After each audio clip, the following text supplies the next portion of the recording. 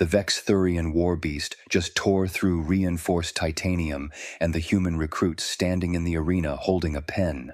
Drill instructor Azila's primary arms slammed against the observation deck controls, her secondary hands already reaching for the emergency override.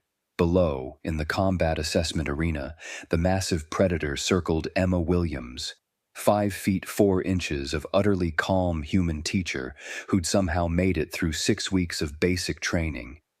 By being, as Azila's reports diplomatically stated, persistently adequate. "Override! Override!" Azila's voice cracked across 3 frequencies. "Get her out of there now!" Commander Zilax's face materialized on every screen simultaneously, his scaled features tight with what Azila recognized as command-level panic. Lockdown protocols engaged. The beast registered a kill scent. Arena won't open until "She has a writing instrument, Commander. Against a Vexthurian murder beast." Azila's claws scraped trenches in the console. "This isn't protocol failure, this is execution." According to YouTube analytics, 99.6% of viewers are not subscribed. That's a huge number. By subscribing the channel that is completely free, you'll help support the channel and never miss fresh content. On the arena floor, Emma clicked her pen. Once. Twice.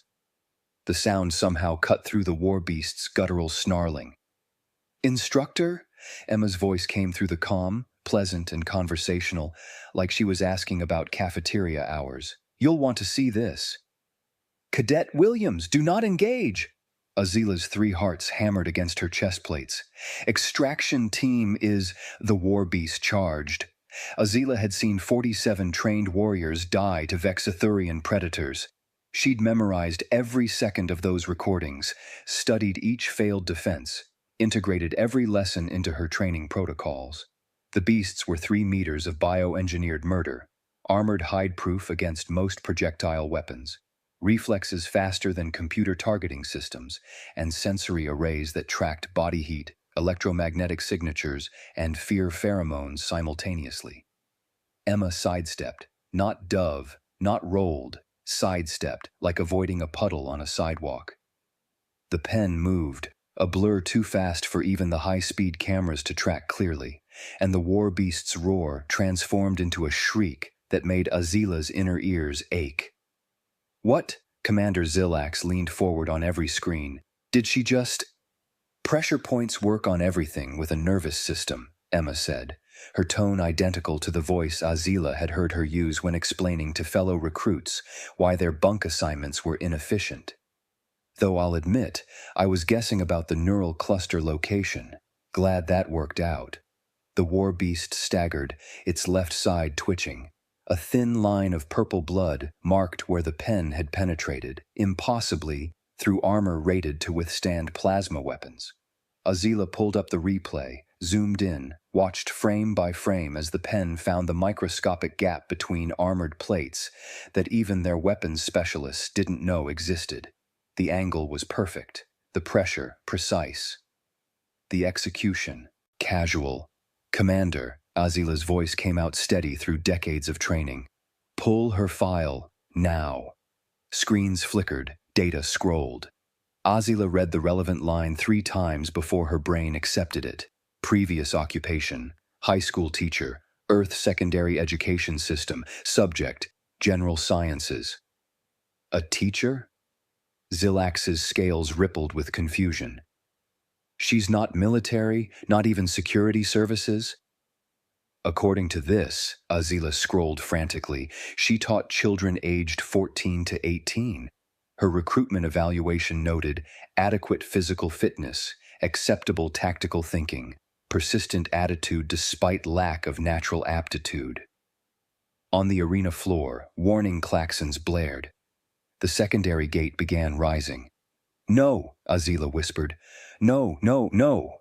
Protocol dictated that if a war beast showed signs of weakness, a second would be released to test the recruit's ability to handle multiple threats. It was designed for candidates who demonstrated exceptional combat capability with proper weapons. Emma looked up at the observation deck, pen still in hand. Is that supposed to happen? Negative! Override Alpha 7! Azila screamed into every channel. Second beast launch is not authorized. Override denied, the computer's calm voice responded. Arena protocols are automatic once initiated. 2 combatants required for assessment continuation. The second war beast emerged, fresh and furious. It registered its wounded packmate and fixed 6 eyes on Emma. Emma sighed. Actually sighed. Great, now I need to grade papers and deal with this. She clicked her pen again. Black ink retracted, red ink deployed. Might as well use the red pen, feels more appropriate. She's joking? One of the observation deck analysts, Jotaro, made a sound like choking. Does she not understand? She understands, Azila cut him off, watching Emma's posture. Relaxed but centered, weight balanced, eyes tracking both beasts with the same attention Azila had seen her use reading. She just doesn't care. Both war beasts attacked. Emma moved like water. No, Azila corrected herself, watching the real-time footage, like teaching. Every motion had purpose, every step calculated, not the rigid efficiency of military drilling, but something more fluid, more adaptable, more practical. The first beast, still wounded, came low. Emma didn't jump. Jumping would have put her in the second beast's attack path. Instead, she dropped to one knee, let momentum carry her into a slide that somehow positioned her inside the first beast's reach, too close for its claws to angle properly. The red pen flashed. The beast's roar cut off mid-sound. Carotid equivalent, Emma narrated, her voice not even winded. Assuming they have something like a carotid. The vascular structure suggests, oh good, I was right. The first beast collapsed, unconscious. Not dead, Azila's sensors confirmed life signs, but completely neutralized. The second beast, seeing its packmate fall, did something Azila had never witnessed in 12 years of managing combat assessments. It hesitated. Senior combat analyst Kael'thas to observation deck. Commander Zilax's voice cut through the stunned silence. We need expert evaluation immediately. Kael'thas materialized via hologram, his 4 arms already manipulating data streams. His primary eyes locked on Emma while his secondary eyes scanned readouts. This violates 17 established principles of anti-predator engagement. She's not using force multiplication, not establishing distance, not exploiting environmental advantages, not Emma dodged the second beast's charge. Again, minimal movement, and the pen struck twice in rapid succession. Joints, Azila realized. Emma was targeting joints. Not following any recognized combat doctrine, Kael'thas finished, his voice climbing toward what might be hysteria. She's treating apex predators like unruly students, Azila finished quietly. On the screen, Emma had just booped, the war beast's nose with the pen's end, causing it to rear back in confusion. She's correcting their behavior. Weapons Master to command, a new voice joined the channel. I need to examine that pen. Immediately. The pen is standard. Azila pulled up Earth import records. 0.7mm ballpoint, plastic casing, standard Earth school supply. She brought it because we told recruits they could have one personal item. But the penetration force, the weapons master began. Emma interrupted by stepping onto the war beast's back, using its own lunge as a platform, and striking precisely behind its skull ridge. The beast dropped like its strings were cut. Applied physics, Emma said, examining her pen for damage. Kinetic energy focused through a small surface area. We teach this to 15-year-olds in basic mechanics. She paused, though usually with less stabbing. Usually, warning klaxons blared again. What now? Azila roared. Emergency Protocol 77 Alpha, the computer responded. If multiple war beasts are neutralized, escalation to... The third gate opened. Emma looked up at the observation deck, made direct eye contact with Azila through the cameras, and mouthed, Seriously? The third war beast was larger, older, scarred from 100 training sessions. It took one look at Emma, processed the two unconscious packmates, and growled. "Okay," Emma said, switching back to black ink with a click. "Now I'm annoyed. I have lesson plans to write, labs to prep, and apparently I need to explain basic conflict de-escalation to whatever idiot designed this training program." She pointed the pen at the beast. "You, sit," the war beast charged. What happened next, Azila would later struggle to explain in official reports. Emma didn't fight the beast so much as redirect it, using its own momentum, turning each attack into positioning for the next strike. The pen became a conductor's baton and the war beast an unwilling orchestra. Strike to the shoulder, controlled stumble. Tap behind the knee, forced kneel. Precise pressure at the base of the skull, and the third beast joined its packmates in unconscious defeat. Total elapsed time, 90 seconds. Emma checked her pen's ink level, nodded with satisfaction, and looked up at the cameras. "Can I go now? I really do have work to finish." Every screen in the observation deck displayed the same alert. Combat database insufficient. Human assessment parameters require complete revision. "Commander," Azila said slowly, her training warring with her reeling worldview, "I think we need to convene an emergency council." The emergency council assembled in 17 minutes, a station record that would have made Azila proud under any other circumstances.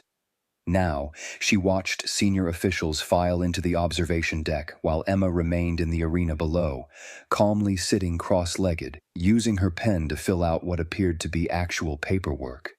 "She's doing homework," Jotaro whispered, "surrounded by 3 unconscious apex predators, and she's grading student assignments."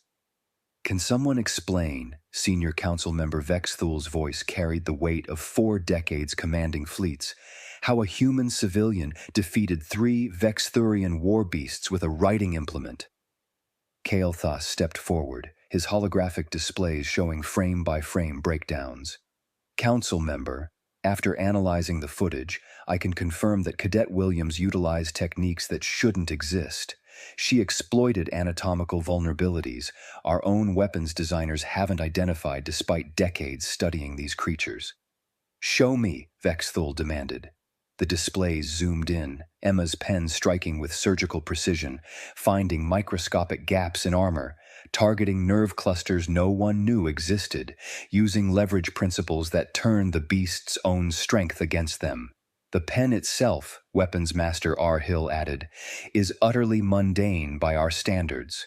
No modifications, no enhancements, no exotic materials. Standard earth plastic and ink. The penetration force came entirely from her application technique. "How?" Vexthul leaned forward. "We don't know," Rahil admitted. "Her training scores were acceptable, not exceptional. She qualified with standard weapons but showed no particular aptitude. Every instructor's report noted she was persistently adequate but unremarkable." Azila stepped forward. "Permission to speak, Council Member?" "Granted." "We tested her wrong." Azila pulled up Emma's training records. "Look at her performance pattern. She was adequate with every weapon we gave her, rifles, plasma casters, blade weapons, adequate, never failing, never excelling, just sufficient." "And?" Vexithul prompted. "She was bored," Azila said, the realization hitting her like a physical blow. "We gave her specialized weapons designed for specific purposes, and she found them inefficient, so she brought her own tool." "A pen," Commander Zilak said flatly. "She brought a pen because our weapons were inadequate?" "Pull up Earth cultural data," Kael'thas interjected, his fingers flying across interfaces. "Specifically their education system, their Oh, Vexthul demanded. "They give children sharp instruments, daily, from age 5 onwards. Pencils, pens, scissors, compasses, items that could be used as weapons, and they train millions of children to handle them with precision and control." Kael'thas looked up, his eyes wide. "They weaponize tool use from childhood, not as warfare training, but as normal development. The council chamber fell silent. "Are you telling me," Vexthul said slowly, "that we recruited a human who's been training with improvised weapons since she was a child, put her in our combat program, and expected her to struggle?" "Worse," Azila said. "We assumed the pen was just a comfort item. We thought she wanted it to write letters home. We never imagined—" The arena comm crackled. "Excuse me?" Emma's voice, still perfectly conversational. "How long is this going to take? I have quiz questions to grade, and honestly, sitting on this floor is terrible for my posture." Vexthul activated the comm. "Cadet Williams, can you explain your combat technique?" Sure." Emma stood, brushing dust off her uniform. "Applied anatomy and physics. Everything has structural weak points. You find the leverage points, apply appropriate force, and biomechanics does the rest. It's not complicated." "You learned this where?" "Teaching?" Emma sounded confused. "You try managing 30 teenagers with fluctuating hormones and incomplete prefrontal cortex development. You learn efficiency. Also, I minored in anatomy because I wanted to teach biology but ended up in general sciences, so I know way more about nervous systems than anyone really needs to." The council stared at the screens. "She's a biology teacher," Weapons Master Arhill said. "We sent a biology teacher into combat against our most dangerous training predators." "And she neutralized them," Vexthul finished, "with a pen while complaining about paperwork." Emma raised her hand like a student seeking attention. "Quick question, are we done? Because I really do have work, and also I'm supposed to meet some friends for dinner, and this is eating into my evening." Azila activated the arena release. "Cadet Williams, report to the observation deck, immediately." Emma entered the observation deck still holding her pen. Every official present, warriors who'd commanded battles, designed weapons, strategized campaigns, unconsciously stepped back. "So," Emma said brightly, "did I pass?" "Pass," Azila managed. "Cadet Williams, you just defeated 3 war beasts designed to test elite special forces candidates with a pen." "Okay, but did I pass?" "Because your assessment rubric wasn't super clear about the grading criteria." Emma pulled out actual paperwork. She'd brought the assessment form into the arena. It says, "Demonstrate combat capability under pressure," which I feel like I did, but there's nothing about how I was supposed to demonstrate it. Commander Zelax made a sound like a deflating balloon. "You're worried about grading criteria?" "Well, yeah. I'm trying to get into the diplomatic corps, remember? I need passing marks in all combat assessments. That was the requirement." Emma checked her pen. "Also, do you guys have any red pens? This one's running low, and I have 37 quizzes to grade tonight." "Why?" Vexthul said carefully. "Did you bring a pen to combat assessment?" Emma blinked. "Because I always have a pen?" "I'm a teacher. Pens are essential. How else would I grade things, take notes, fill out forms?" She gestured at the arena. "Or deal with aggressive fauna, apparently." "You considered the war beasts aggressive fauna?" Kael'thas asked weakly. "I mean, yes." Emma shrugged. "Look, I've broken up fights between teenage boys hopped up on testosterone and bad decisions. I've confiscated contraband, managed classroom disruptions, and once talked down a kid having a full panic attack during a final exam. Those beasts were just bigger students with less impulse control." Azila felt something shift in her understanding. "You weren't trained for combat. You were trained for management." "Classroom management is basically combat diplomacy," Emma agreed. "Except the opponents are smarter, more unpredictable, and you can't use physical force, so you learn precision and psychology instead." She clicked her pen thoughtfully. "Though I'll admit, being allowed to boop them on the nose made things easier." "You booped a war beast," Weapons Master Arhill said. "On the nose, with a pen." "Redirection technique. Works on dogs, works on students trying to cheat, figured it might work on predators." "And hey, it did," Emma smiled. "I was mostly surprised your armor had such obvious gaps. Design flaw, maybe? You might want to look into that." The council members exchanged glances. Cadet Williams, Vexthul said formally. How many humans think like you? Emma laughed. Think? I'm not even particularly creative. You should meet art teachers. They're the scary ones. Or history teachers. They can weaponize context and precedent in ways that'll make your brain hurt. Or math teachers. They understand patterns and probability at instinctive levels. She paused. Actually, most teachers would probably handle this situation fine. We're professional problem solvers who work with limited resources and high stakes daily. High stakes? Jotaro asked. Kids' futures. There are no higher stakes. Emma's voice carried absolute conviction. You screw up a lesson plan, you might damage a student's relationship with learning forever. You fail to notice when a kid's struggling, you might miss warning signs of serious problems. You don't take your job seriously, you waste potential. She looked at the unconscious war beasts. This? This was just Tuesday. Difficult, sure, but nobody's future was at stake, just my assessment score. Azila had trained thousands of warriors. She'd seen courage, determination, skill, but Emma's casual competence, born not from warfare but from caring about children's education, was something entirely new. Instructor Azila, Vexthul said, I believe we owe Cadet Williams an apology. We nearly got her killed through our own ignorance. Azila stepped forward. Cadet Williams, I formally apologize for the assessment failure. You should never have faced that danger. Oh, no worries, Emma waved it off. Honestly, kind of fun having a physical challenge for once. Most of my problems involve bureaucracy and budget cuts. She checked an Earth-style watch. But seriously, do you have a red pen? And am I dismissed? Because I'm going to miss dinner at this rate.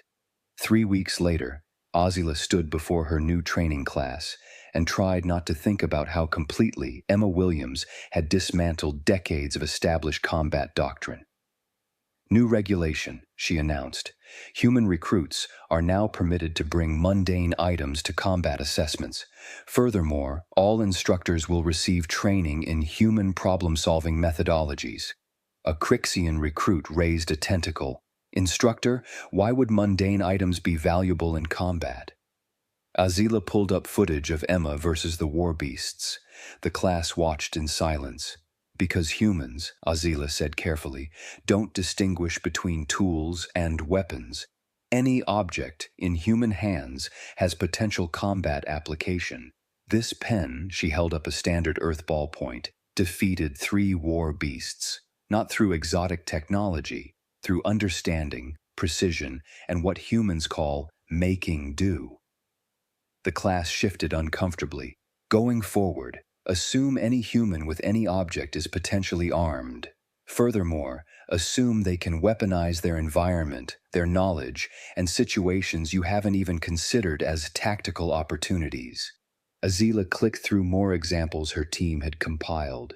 Humans using food containers as shields, teaching materials as projectiles, environmental hazards as strategic advantages. Your assignment, she continued, is to observe the new human orientation class and identify at least 5 items they carry that could be used in combat. Due next week. A Vexthurian student, yes, they'd started recruiting Vexithurians after the Emma incident, asked, Instructor, what if humans don't think of these items as weapons? They don't, Azila confirmed.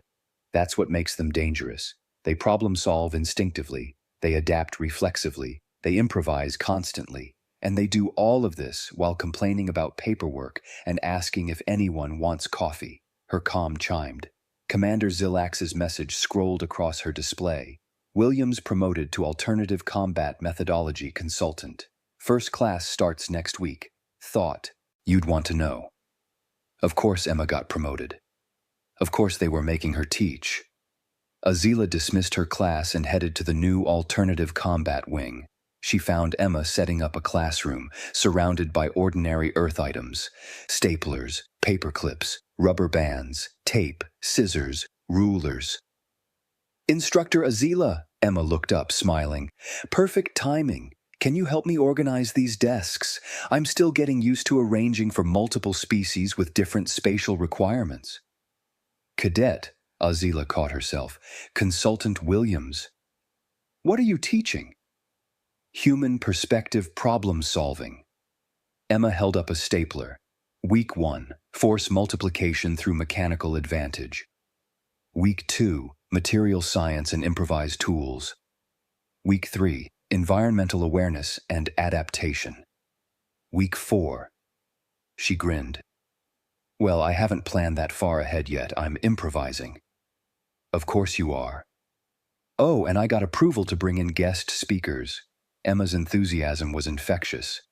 Next month, we're getting a human kindergarten teacher to discuss de-escalation techniques and conflict resolution. Apparently, Command thinks those skills might be useful. Azila imagined a kindergarten teacher, someone who managed rooms full of tiny, energetic humans daily, lecturing her colleagues on combat strategy. The galaxy was changing. Your first class, Azila said. What will you teach them? Emma picked up the stapler, examined it thoughtfully, and clicked it twice. I'm going to show them what happens when you understand leverage, materials science, and psychology. Then I'm going to teach them that mundane is a matter of perspective. She set the stapler down. Anything's a weapon if you're creative enough and mildly annoyed. Down the hallway, Azila heard students arriving, voices mixing multiple languages, footsteps varying from humanoid to insectoid to serpentine. They represented dozens of species, each with their own combat traditions. They were about to learn from a high school biology teacher with a pen. Azila's final report to Commander Zilax was brief. The humans aren't adapting to our military structure. We're adapting to their reality. Recommend all future human recruitment include assessment of their mundane skills, especially teachers. Emma's voice drifted from the classroom. Welcome, everyone. Today we're learning about improvised tools. By the end of this class, you'll understand why I can clear a room with a stapler. Who's ready? Azila walked away, leaving the future of galactic combat doctrine in the hands of a woman who graded papers with a red pen and considered war beasts unruly students. The galaxy would never be the same. And somewhere, Emma Williams was explaining physics to soldiers while wondering if anyone had coffee.